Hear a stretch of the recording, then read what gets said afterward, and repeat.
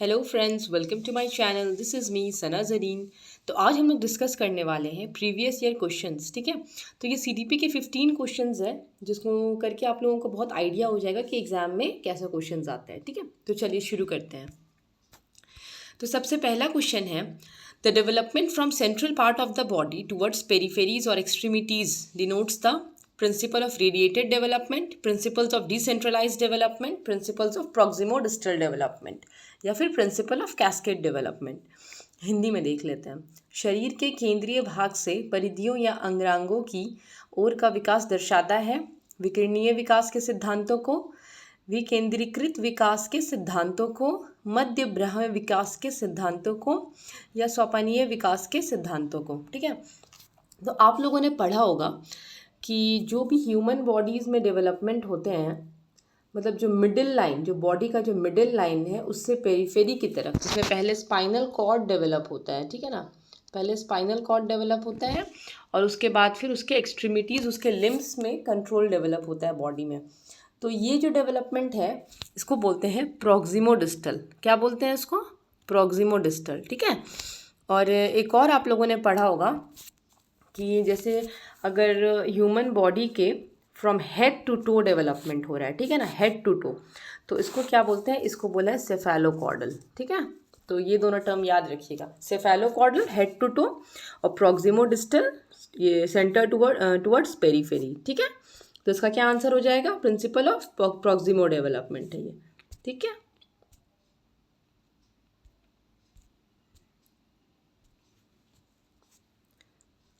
चलिए next question की तरफ मूव करते हैं।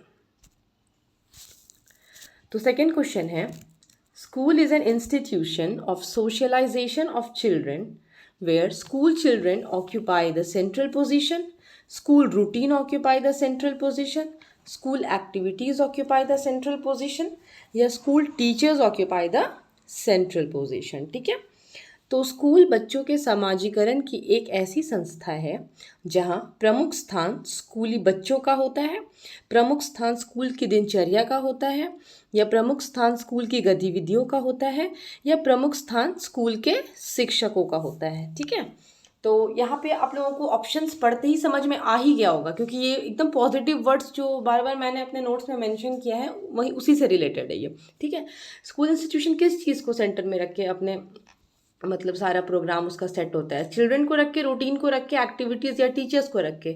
ऑफ कोर्स चिल्ड्रन को रख करके, है ना। तो ये वाला ऑप्शन होगा, बिना कुछ सोचे एकदम यही ऑप्शन होगा, इसमें कोई डाउट नहीं रखना है आप लोगों को। चलिए नेक्स्ट क्वेश्चन की तरफ मूव करते हैं। If you join a teacher fraternity and choose to dress like most of the other and choose to dress like most of the other in your group, then you are exhibiting group identity, obedience, compliance, conformity। ठीक है, जब आप एक शिक्षक समूह से जुड़ जाते हैं और अपने समूह के अन्य लोगों की ही तरह पोशाक धारण करने लगते हैं तो आप प्रदर्शन कर रहे हैं समूह की पहचान का, समूह आज्ञाकारिता का, या समूह निर्देश अनुपालन का, या समूह की अनुरूपता का। ठीक है ना, तो क्या चीज़ को यहाँ पे दिखाया जा रहा है? अगर कोई ग्रुप ज्वाइन करते हैं और उसमें क्या होता है ना, आप ऐसा ड्रेस पहनते हैं जो बाकी ग्रुप के दूसरे लोग भी पहनते हैं, तो आप क्या दिखा रहे हैं? क्या ग्रुप आइडेंटिटी दिखाना चाह रहे हैं? नहीं, ग्रुप आइडेंटिटी दिखाना मकसद नहीं है। ओबीडियंस दिखाना चाह रहे हैं? नहीं, ओबीडियंस भी दिखाना मकसद नहीं है यहाँ पे। कंप्लायंस का मतलब होता है कि अगर कोई ह्यूमन बींग कोई इस्टेब्लिश्ड गाइडलाइंस है, ठीक है ना, कोई इस्टेब्लिश्ड गाइडलाइंस है और उसी के हिसाब से वो कुछ काम करता है, कुछ टास्क करता है, तो ये होता है कंप्लायंस, उसके अकॉर्डिंग चलना। ठीक है ना, और कन्फर्मिटी, फोर्थ ऑप्शन है कन्फर्मिटी। कन्फर्मिटी का मतलब होता है ना, कोई ह्यूमन बींग है वो अपने बिलीफ, एटीट्यूड, अपने एक्शंस को चेंज कर देता है in order to match the present condition. ठीक है ना, जो उसका मतलब प्रेजेंट जो कंडीशन है जहाँ पे वो अभी है उससे मैच करता है। तो एज अ टीचर क्या करते हैं? एज अ टीचर यही होता है ना, एक ह्यूमन बींग अपने सारे मतलब पर्सनल जो उसका कैरेक्टरिस्टिक्स है उसको साइड में करके एक सोशल कैरेक्टरिस्टिक वो क्रिएट करता है ना, एक एज अ टीचर वो प्रेजेंट करता है अपने आप को। ठीक है, तो सारे ऑप्शंस में थे सबसे बेटर ऑप्शन, सबसे सही ऑप्शन जो आप लोगों को टिक करना है वो है कन्फर्मिटी। ठीक है ना, यहाँ पे कन्फर्मिटी की समूह की अनुरूपता का बात हो रहा है ना, यहाँ पे वो दर्शाने की कोशिश कर रहा है। ठीक है, चलिए फोर्थ क्वेश्चन की तरफ मूव करते हैं। The concept of object permanence is attained during Piaget's dash stage of development. तो यहाँ पे आप लोग याद कीजिए कि आप लोगों ने 4 स्टेज पढ़ा था, ठीक है। ऑब्जेक्ट परमानेंस किस वक्त पढ़ा था, याद कीजिए कि जब हम लोग ये वाला स्टेज पढ़े हैं कि जब बच्चों के नज़र से सामान को हटा दिया जाता है, कोई भी चीज़, जैसे बच्चे बॉल देख लिया बच्चे ने, ठीक है, आपने उसके सामने से हटा दिया, तो बच्चे उसको भूलते नहीं हैं, बच्चे वो ढूंढ लेते हैं, है ना। ऐसा नहीं कि बच्चे के सामने से हटा देने से बच्चे भूल जाएंगे कि बॉल जैसा कुछ था, ऐसा नहीं होता, बच्चे याद रखते हैं, इसी को ऑब्जेक्ट परमानेंस बोलते हैं, ठीक है। तो ये कब होता है, सेंसरी मोटर पहला स्टेज है, सेकंड है प्री ऑपरेशनल, उसके बाद थर्ड है कॉन्क्रीट ऑपरेशनल और फोर्थ है फॉर्मल ऑपरेशनल, ठीक है। हिंदी में देख लेते हैं। किसी वस्तु के स्थायित्व की अवधारणा प्याजे के विकास के डैश चरण में प्राप्त हो जाती है, संवेदीकामक या पूर्व परिचालन या मूर्त परिचालन या औपचारिक परिचालन। यहाँ पे बिल्कुल कंफ्यूज नहीं होना है। संवेदीकामक जो स्टेज है 0 to 2 ईयर्स है ना, 0 to 2 ईयर्स, ये जो एज है ना, यही होता है ऑब्जेक्ट परमानेंस का एज, ठीक है ना। इसको याद रखना है आप लोगों को अच्छे से। चलिए, तो आंसर हो जाएगा सेंसरी मोटर, संवेदीकामक, ठीक है। चलिए नेक्स्ट क्वेश्चन की तरफ मूव करते हैं। Individualized education program is planned from the perspective of special education program, child-centered education program, open school education program, e-learning education program. व्यक्तिगत शिक्षा कार्यक्रम की योजना डैश के संदर्भ में बनाई जाती है। विशेष शिक्षा कार्यक्रम, बाल केंद्रित शिक्षा कार्यक्रम या मुक्त विद्यालयी शिक्षा कार्यक्रम या ई अधिगम शिक्षा कार्यक्रम, ठीक है। तो जो भी एजुकेशन प्रोग्राम बनता है वो किस चीज़ को मद्देनज़र रख के बनता है, उसका मतलब मोटिव क्या रहता है। मोटिव एज यूजुअल, अगेन अगर आप लोग को यहाँ पे टाइम ज़्यादा नहीं, ओपन स्कूल या एजुकेशन प्रोग्राम ये सब चीज़ नहीं सोचना है। यहाँ पे सबसे इम्पोर्टेंट होता है चाइल्ड सेंटर्ड एजुकेशन, है ना। पूरा एजुकेशन सिस्टम का सबसे मेन मुद्दा है चाइल्ड सेंटर एजुकेशन होना चाहिए, है ना। ये सबसे इम्पोर्टेंट है। ओपन स्कूल एजुकेशन भी नहीं, ई लर्निंग प्रोग्राम भी उतना इम्पोर्टेंट नहीं है, स्पेशल एजुकेशन प्रोग्राम भी उतना इम्पोर्टेंट, सबसे पहले तो बच्चा इम्पोर्टेंट है ना, तो इसीलिए ये ऑप्शन रहेगा, ठीक है। तो चलिए 6 क्वेश्चन की तरफ मूव करते हैं। Between dash month of age, most children begin to combine words into short sentences while speaking. First option है 12 to 8 ईयर्स, ठीक है, 1 से 1.5 साल का बच्चा। फिर उसके बाद सेकंड ऑप्शन में है 18 to 24, ठीक है, 1.5 से 2 साल का बच्चा। फिर उसके बाद है 2 से 2.5, 24 to 30 मंथ, या फिर उसके बाद है 30 to 36, ठीक है ना, 2.5 से 3 महीना का, 3 साल का बच्चा, सॉरी। तो हिंदी में देख लेते हैं। डैश महीनों की आयु के बीच अधिकांश बच्चे शब्दों को मिलाकर छोटे छोटे वाक्यों में बोलना शुरू कर देते हैं। 12 से 18, 18 से 24, 24 से 30, 30 से 36, यानी कि 1 से 1.5 साल, 1.5 से 2 साल, 2 से 2.5 साल या 2.5 से 3 साल, ठीक है ना। तो अगर आप लोगों ने एक्सपीरियंस कभी किया होगा, मतलब सामने किसी बच्चे को देखा होगा कभी भी, या अगर आपने जो प्याजे के जो स्टेजेस है वो भी अगर आपने ध्यान से पढ़ा होगा तो आपको पता चला होगा कि उसमें जो बच्चों का जो डेवलपमेंट होता है, मोटर डेवलपमेंट जो होता है, तो बच्चे क्या करते हैं ना, कुछ वर्ड्स को मिला करके बोलना शुरू करते हैं। तो 1 साल में बच्चा कुछ वर्ड्स क्लियरली बोलने लगता है, ठीक है ना।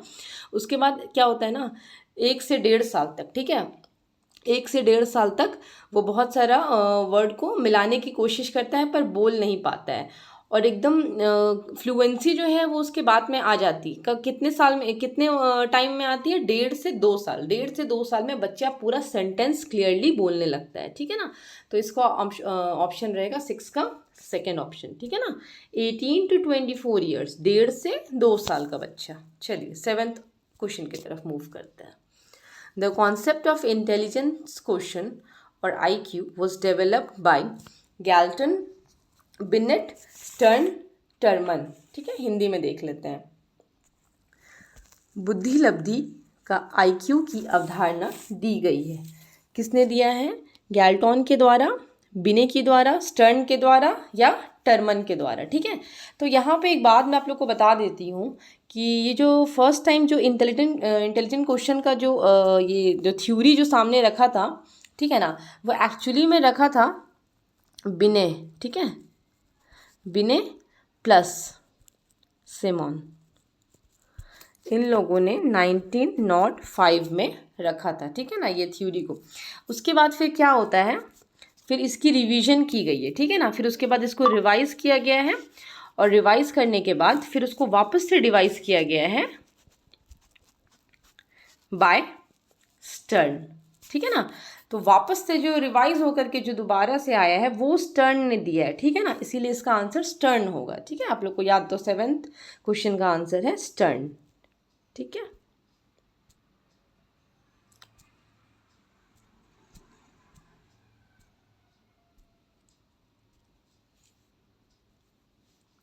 चलिए 8th क्वेश्चन की तरफ मूव करते हैं। Creativity is thought to be related to the concept of fluid intelligence, crystallized intelligence, convergent thinking या divergent thinking। सृजनात्मकता को डैश की अवधारणा से संबंधित माना जाता है। द्रव्य बौद्धिकता, रवादार बौद्धिकता, अभिसृत सोच या विविध सोच, ठीक है। तो क्रिएटिविटी, सबसे पहली बात है कि क्या होती है, आप लोग को डेफिनेशन पता होना चाहिए क्रिएटिविटी का, ठीक है ना।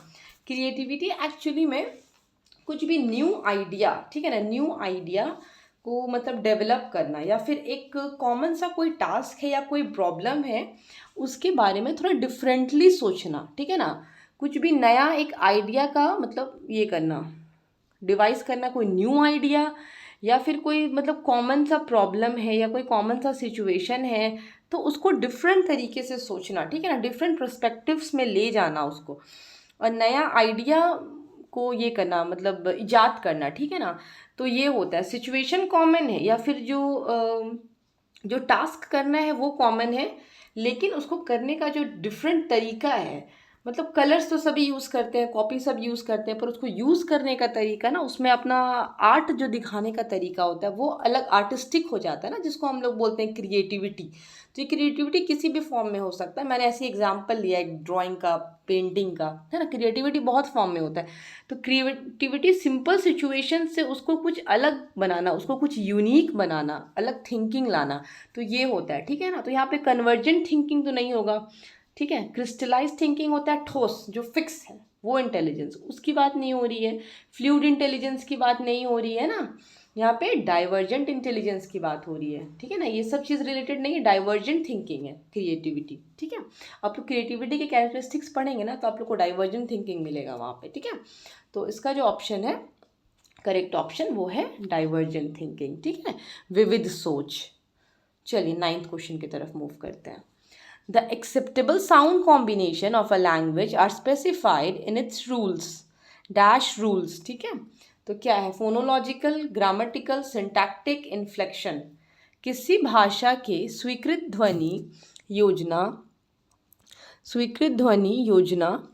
संयोजनाओं, किसी भाषा के स्वीकृत ध्वनि संयोजनों को इसके डैश नियमों के अंतर्गत बनाया जाता है, ठीक है। ध्वनि संबंधी, व्याकरणिक संबंधी, या वाक्यात्मक, या विभक्ति विषयक, ठीक है। तो जो एक्सेप्टेबल साउंड कॉम्बिनेशन होता है वो एक रूल्स को फॉलो करता है, ठीक है ना। मतलब अगर उस हिसाब से अगर मतलब लैंग्वेज को नहीं, साउंड कॉम्बिनेशंस को अगर नहीं यूज़ किया जाए तो क्या होता है ना, जो रिजल्ट आएगा, मतलब अगर ये रूल को आप लोग फॉलो नहीं करते हैं, अगर इस रूल को फॉलो नहीं करते हैं तो जो साउंड कॉम्बिनेशन मिल के जो एक चीज़ जो प्रोड्यूस करेगा ना वो हो जाएगा रैंडम, है ना, वो रैंडम अटरेंस बन जाएगा। रैंडम अटरेंस का मतलब होता है कुछ भी जो बोल रहा है सामने वाला उसका कोई आउटकम नहीं निकलेगा, ठीक है, वो रैंडम हो जाएगा, बेकार हो जाएगा, कुछ समझ में नहीं आएगा, मीनिंगलेस हो जाएगा, ठीक है।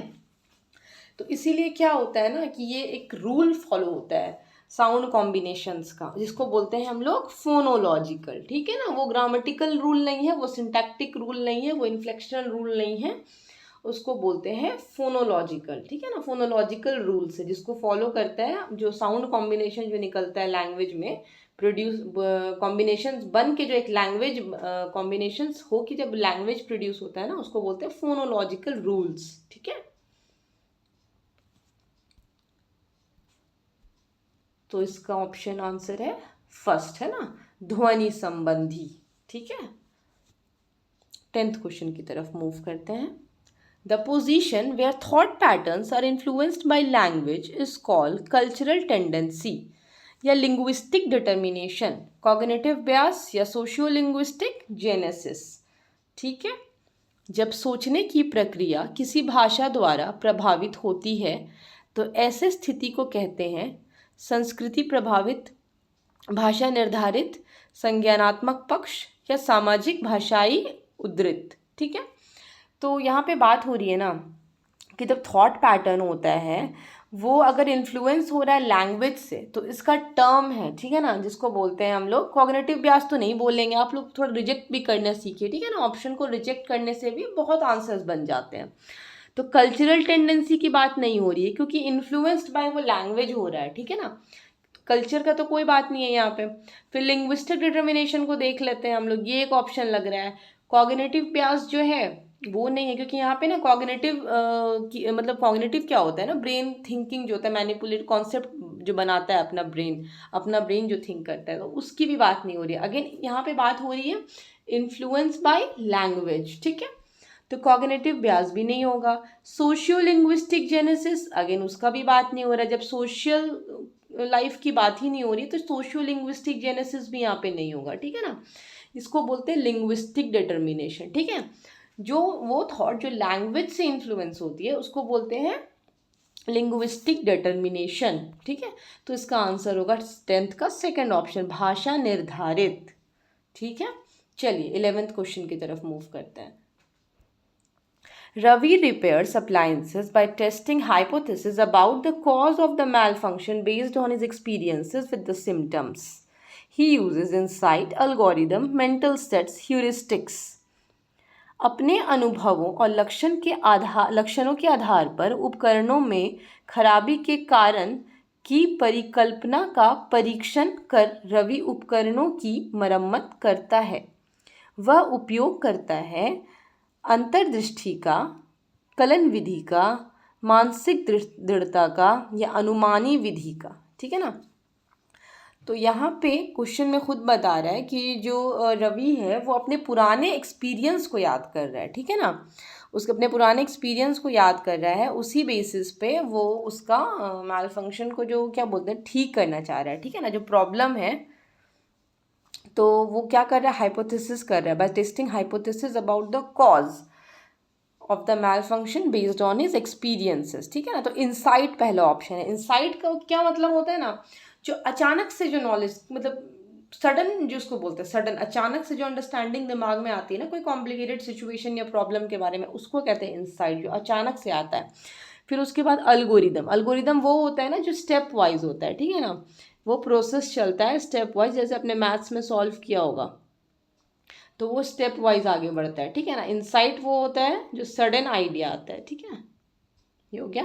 फिर मेंटल सेट की बात हो रही है, ठीक है ना, मेंटल सेट में क्या होता है ना, आप लोगों को पता है एक पर्टिकुलर क्या फॉर्मूला लगाना है, ठीक है, उसके बाद एंड में उसका एक रिजल्ट आएगा, वो भी आपको पता है, रिजल्ट के बारे में भी आपको पता है, तो ये चीज़ होता है mental set.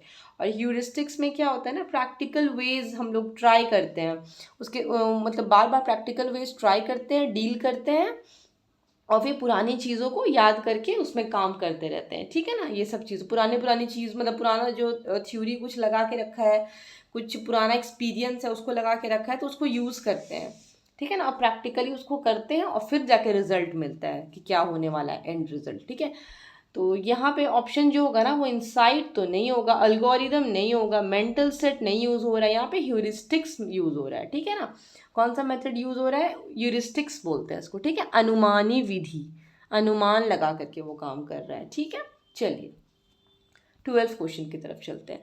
Divya often divides the assigned job into small task which she can handle easily. तो she is using reductionism, secondary elaboration, sub goal analysis, functional fixedness. Divya अक्सर निर्देशित कार्यों को छोटे छोटे हिस्सों में विभाजित कर आसान बना लेती है। वह उपयोग करती है काम करने के विधि का, द्वितीयक विस्तारण विधि का, उपलक्ष्य विश्लेषण विधि का या क्रियात्मक जड़ता नियामक विधि का, ठीक है ना। तो रिडक्शनिज्म सबसे पहले क्या होता है, मतलब वो जो दिव्या है वो अपने जॉब को स्मॉल टास्क में मतलब डिवाइड कर करके रख कर रही है ताकि she can handle it easily, ठीक है, आराम से वो हैंडल कर ले। तो रिडक्शनिज्म क्या होता है ना कि किसी भी काम को इतना ज़्यादा छोटा कर देना होता है। जैसे कोई बहुत बड़ा टास्क है, ठीक है, उसको बहुत सारे छोटे छोटे पार्ट्स में डिवाइड कर देना, मतलब इतना छोटा पार्ट में डिवाइड कर देना कि पता नहीं फिर उसका पूरा मकसद जो काम का है वो फुलफिल होगा कि नहीं, ऐसा सिचुएशन रिडक्शनिज्म। बहुत छोटे छोटे पार्ट में काम को डिवाइड कर देना, वर्क को, सिचुएशन को।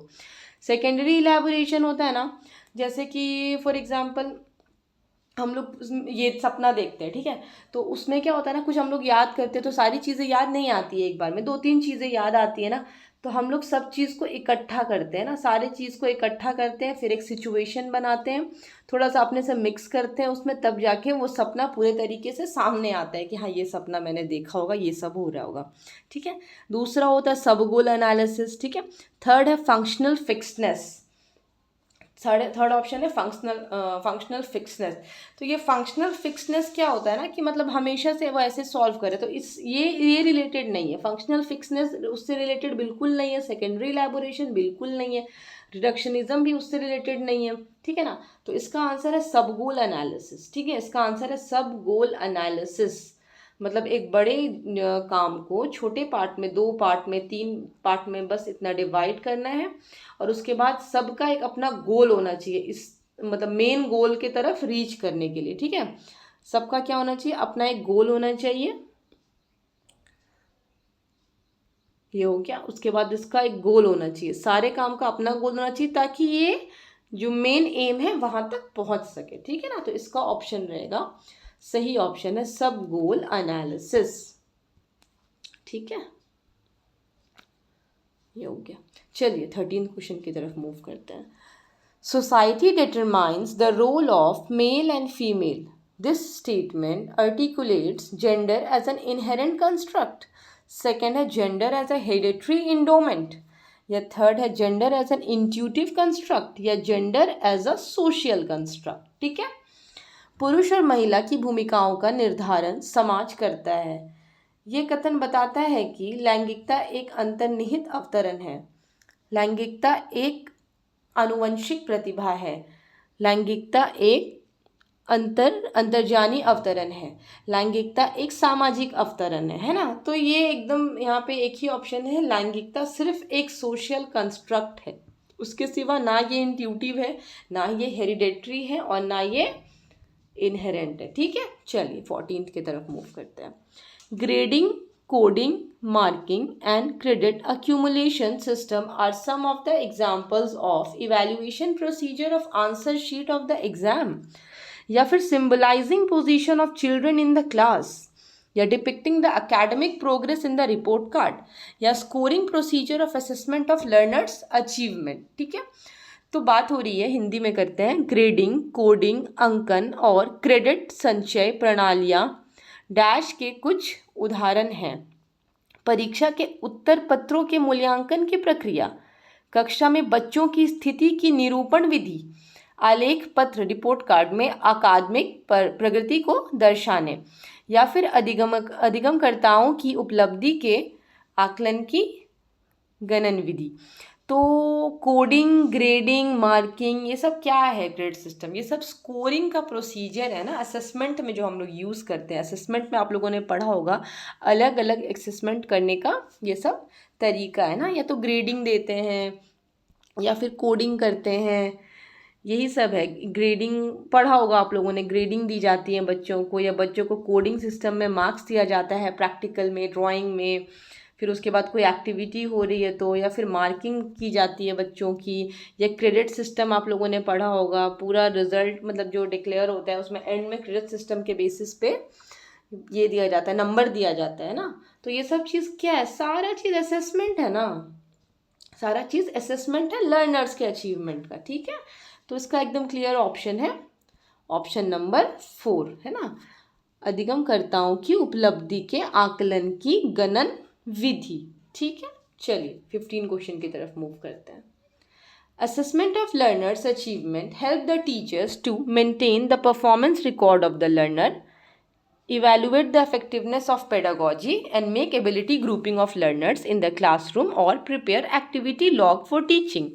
अधिगमकर्ताओं की उपलब्धि का आकलन शिक्षकों के सहायता करता है अधिगमकर्ताओं के प्रदर्शन का रिकॉर्ड रखने में, शिक्षण अधिगम विधियों की प्रभावशीलता का मूल्यांकन करने में, या कक्षाओं के अधिगमकर्ताओं के क्षमता समूह बनाने में, या शिक्षण के लिए गतिविधियों की सूची तैयार करने में। ठीक है, तो इसका ऑप्शन होगा एकदम एक ही ऑप्शन है और कुछ सोचना नहीं है, evaluate the effectiveness of pedagogy. ठीक है, पेडागॉजी जो है शिक्षण अधिगम को इवैल्यूएट करने में कितनी इफेक्टिव जा रही है या कुछ चेंजेस करने की ज़रूरत है। दैट्स इट गाइस, फिर मिलते हैं अलग वीडियो में, नेक्स्ट वीडियो में मिलेंगे, फिर से हम लोग कोई प्रीवियस ईयर क्वेश्चन सॉल्व करेंगे कोई नेक्स्ट सब्जेक्ट का। Okay guys, thank you, bye bye, please like share and subscribe my channel.